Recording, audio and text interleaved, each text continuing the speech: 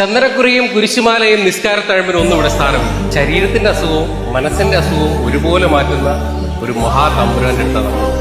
തമിഴ്നാട് തെങ്കാശിയിൽ നിന്നും ഏകദേശം 20 കിലോമീറ്റർ മാറി പൊട്ടൽപുതൂർ എന്ന സ്ഥലത്താണ് ഞാൻ.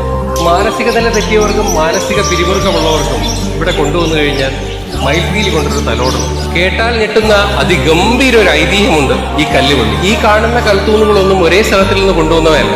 നൂറ്റാണ്ടുകൾക്ക് മുമ്പ് രോഗശാന്തി ലഭിച്ചവർ പള്ളിക്ക് വേണ്ടി നേർച്ചയായി സമർപ്പിച്ചിട്ടുള്ളതാണ്.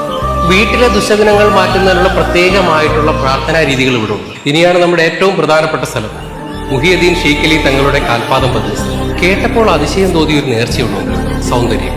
നമ്മുടെ ശരീരത്തിൽ ഉണ്ടാകുന്ന മറുകുകള്, പാടുകള് എന്നിവ മാറുന്നതിന് വേണ്ട പ്രത്യേക ഒരു പ്രാർത്ഥനയുണ്ട്. കൊടിമരത്തിന് വെള്ളം കോരും. മൺകുടത്തിൽ കൊണ്ടുവരുന്ന വെള്ളം ഉപ്പും മുളകും കയ്യിൽ പിടിച്ചുകൊണ്ട് കൊടിമരത്തിന് ചുറ്റും വെള്ളം കോരും. ഈ കൊടിമരം എന്നത് വലിയൊരു പുളിമരവും വേപ്പുമരവും ചേർന്നാണ്. ജോലിയില്ലാത്തവർ, കുട്ടികളില്ലാത്തവർ, ഭവനമില്ലാത്തവർ, മാനസിക വിഭ്രാന്തിയുള്ളവർ എന്നിങ്ങനെ എല്ലാവർക്കും കൂടെ അഭയം. വായു സഞ്ചാരമില്ലാത്ത ഈ മുറികളിലെ ഒരു വിളക്കുകളുമാണ്